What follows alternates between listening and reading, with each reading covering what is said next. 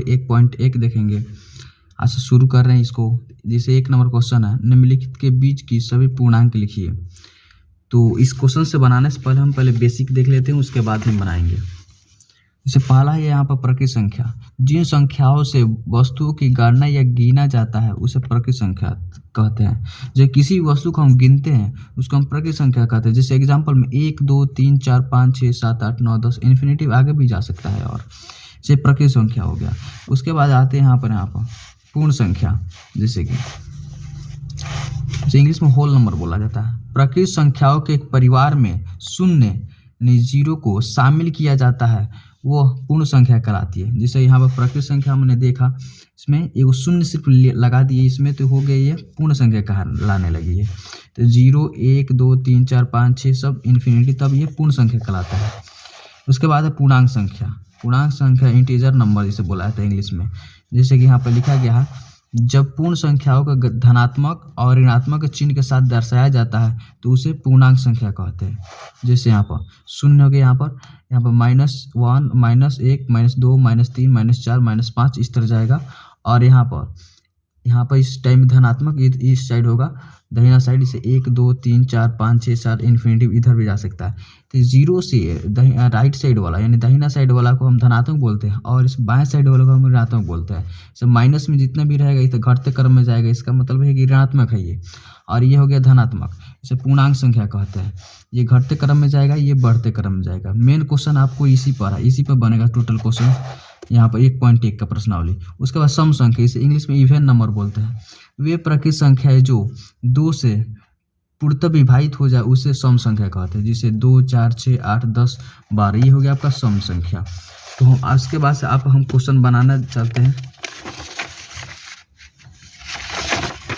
पहले एक और देख लेते हैं यहाँ पर, जैसे कि विषम संख्या। यहाँ पर जिसे इंग्लिश में ओड नंबर बोलते हैं। वे प्रकृत संख्या जो 2 से विभाजित न हो उन्हें विषम संख्या कहते हैं। जैसे 1 3 5 7 11 13 etc, जैसे आगे भी और लिखा सकता है। जैसे आभाज्य संख्या, इसे इंग्लिश में बोलते हैं प्राइम नंबर। वैसी संख्या है जो स्वयं से और एक के अलावा और किसी संख्या से भाग नहीं लगे, वे आभाज्य संख्या कहलाती है। जैसे 2 3 5 7 11 13 17 19 और भी आगे हो सकता है। जैसे कि जो एक के अलावा और किसी से एक से कटे या स्वयं से कटे, दूसरा किसी से नहीं कटे, उसे अभाज्य संख्या कहते हैं। उसके बाद अभाज्य संख्या, जिसे डिविजिबल नंबर जिसे बोला था, वैसी संख्या है जो स्वयं से और एक के अलावा किसी और से भाग अतिरिक्त से कम एक से भाग लग जाए उसे भाज्य संख्या कहते हैं। जैसे कि 4 6 8 9 14 15, ये सब आपका जो एक से कटवे करेगा और स्वयं से भी कटेगा और एक और किस से कटेगा, इसे 2 से भी कट सकता है। ये है जो 2 से भी कटेगा, 3 से भी कटेगा और स्वयं से कटे। एक से अधिक मतलब और भी संख्या से जो कट जाए उसे हम भाज्य संख्या कहते हैं। जैसे परिमेय संख्या है, जिसे रेशनल नंबर इंग्लिश में बोलते हैं। जिन संख्याओं को P/Q के रूप में दर्शाया जा सके वो जहाँ P एवं Q कोई पूर्णांक हो सकती है, लेकिन P Q बराबर नहीं हो सकती है, उन्हें परिमेय संख्या कहते हैं। जिसे 5/4 7/6 7/2 और 4 5 -1 etc और भी इसे हम P/Q के रूप में लिख सके उसे क्या कहते हैं, हम प्राइम नंबर कहते हैं। रेशनल नंबर इसमें परिमेय संख्या हिंदी में। उसके अपरिमेय संख्या देखिए, अपरिमेय संख्या किसे कहते हैं, जिन संख्याओं को P/Q के रूप में नहीं दर्शाया जा सके, जहाँ P और Q को पूर्णांक संख्या हो जबकि Q बराबर 0 नहीं हो, तो वह संख्या परिमेय संख्या कहलाती है। जैसे √3 और √2 √5, ये पाई का चिन्ह है जिसे 22/7 इसका मान होता है। ये आपका इसका मान P/Q के रूप में ना हो, जिसे P/Q के रूप में नहीं है, इसे अपरिमेय संख्या कहते हैं। हो गया। उसके आगे हम देखते हैं ये हो गया वास्तविक संख्या, इसे रियल नंबर इंग्लिश में बोलते हैं। उसके बाद यहाँ पर देखिए परिमेय और अपरिमेय संख्याओं के समूह को वास्तविक संख्या कहते हैं। इसे परिमेय यहाँ पर पढ़े हैं और अपरिमेय पढ़े हैं, दोनों को मिलाने पर इसको वास्तविक संख्या को तैयार किया है। जैसे 5/4 हो गया, 2 हो गया, 3 और √2 हो गया, √5 हो गया etc। उसके बाद हम लोग चलते हैं अब क्वेश्चन बनाने। यहाँ पर इसे प्रश्नावली 1.1 था। इसे एक क्वेश्चन कहा है निम्नलिखित के बीच की सभी पूर्णांक लिखिए। सभी पूर्णांक, अभी मैंने आपको पूर्णांक के बारे यहाँ पर बताया है। पूर्णांक के बारे में आपको बताया कि पूर्णांक किसे कहते हैं।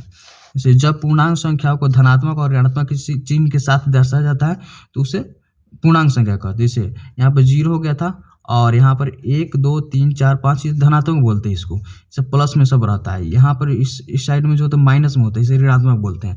इसको चिन्ह के साथ हमको यहाँ पर दर्शाना है। तो आइए हम देखते हैं, बनाते हैं इसको।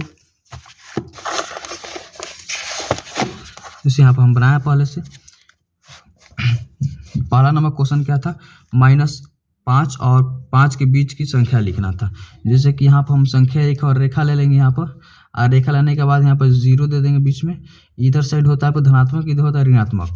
तो सबसे पहले यहाँ पर देखेंगे -5 है इधर, तो -5, तो -5 और 5 के बीच की सभी संख्या हमको लिख देना है। तो यहाँ पर देखिए, यहाँ पर पहले 0 लिख दिए, वहाँ पर धनात्मक की ओर 5 तक जाएंगे इधर, 1 2 3 4 5 जिसे यहाँ पर था। उसके बाद से 0 से -5 की ओर जाना हमको, -1 -2 -3 -4 -5, उसके बीच के सभी संख्या को लिख देना था। तो यहाँ से हम स्टार्ट करेंगे, जैसे -4 -3 -2 -1 0 1 2 3 4। यहाँ पर -4 -3 -2 -1 0 1 2 3 4 5, और देखिए -5 और 5 के बीच की सभी संख्या लिखना था हमको, तो हमने यहाँ पर लिख दिया। ये हो गया आपका राइट आंसर। उसके बाद से आते हैं यहाँ पर बी नंबर क्वेश्चन देखते हैं।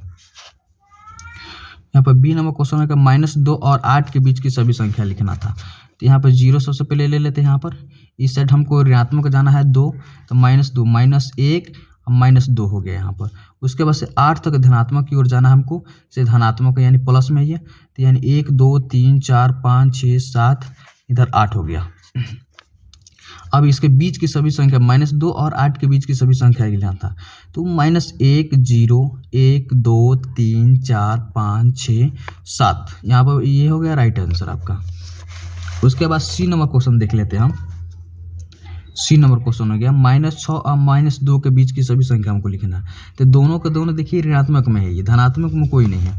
तो ऋणात्मक में है तो ये हम ऋणात्मक की ओर जाएंगे। हम देखिए जैसे 0 हो गया, तो -2 से देखना था हमको, -6 के बीच में के सभी संख्या लिखना है। तो यहाँ पर 0 हो गया, यहाँ पर 1 2 लिख लेंगे, उससे कोई फर्क नहीं पड़ता हमको, इसको छोड़ देंगे। जैसे कि माइनस की ओर दोनों है, -1 -2 -3 -4 -5 -6, इसके बीच के दोनों के बीच की संख्या का लिखना है। जैसे कि -2 हो गया, यहाँ पर -2 यहाँ पर है, और -6 इसके बीच की संख्या देखिए, -2 यहाँ पर -6, इसके बीच की संख्या -5 हो रहा है, और -4 हो रहा है, -3 हो रहा है। यही आपका राइट आंसर हो गया। अब उसके बाद से आते हैं डी नंबर। देखिए डी -4 और -10 के बीच की सभी संख्या को लिखना है।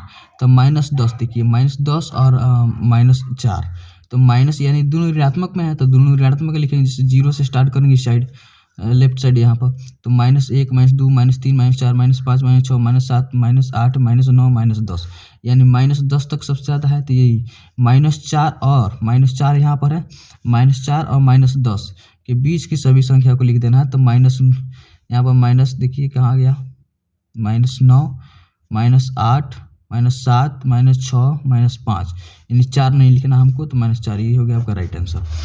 उसके बाद आप देखिए जो 2 नंबर क्वेश्चन में क्या कह रहा है, तो निम्नलिखित यहाँ पर जाते हैं।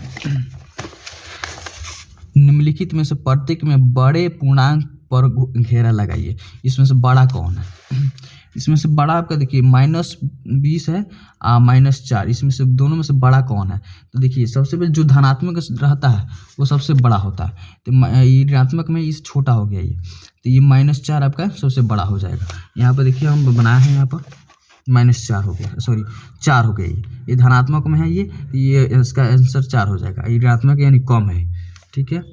जैसे कि हम आप समझ सकते हैं कि जो सबसे ज़्यादा माइनस यानी जो कर्जा सबसे ज़्यादा लिया रहता है वो सबसे कम रहता है। जैसे माइनस में ये, इसका मतलब ज़्यादा सबसे ज़्यादा कर्जा लिया है, ये कर्जा नहीं लिया है, इसका मतलब धनात्मक है ये, आई सबसे ज़्यादा है ये तो कर्जा लेकर पहले से डूबा हुआ है, तो ये हो गया आपका कम है ये। तो ये उसका -15 और -8, क्वेश्चन में था आपका -15 और -8, ये दोनों में से कौन बड़ा है तो हम देख लेते हैं। तो आप देख सकते हैं, आप अनुमान लगा सकते हैं कि सबसे ज़्यादा कर्जा जो लिया होगा वो सबसे कम होगा। तो यानी -15 है, तो ये सबसे ज़्यादा कर्जा लिया है, इसका मतलब सबसे ज़्यादा कम है ये। ये हो गया -8, यानी इससे अच्छा है ये, इससे मतलब कर्जा उतना नहीं लिया है, इसका मतलब ये इससे ज़्यादा है ये। ठीक है, तो इससे ज़्यादा इसका मतलब ये हो जाएगा आपका। दोनों से बड़ा कौन, तो ये वाला देख लेना है। और उसके बाद आता है 0 और -5।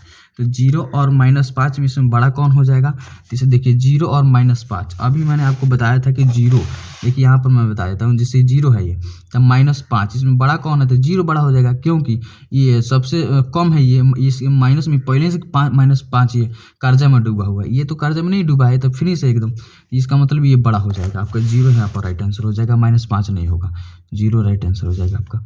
और उसके बाद से आइए 20 यहाँ पर देखिए 20 -20 और -7।